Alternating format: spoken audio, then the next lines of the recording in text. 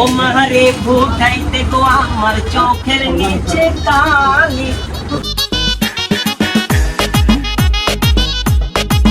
এবার একটা ভালো থেকে একটা প্যান দেখাও তো।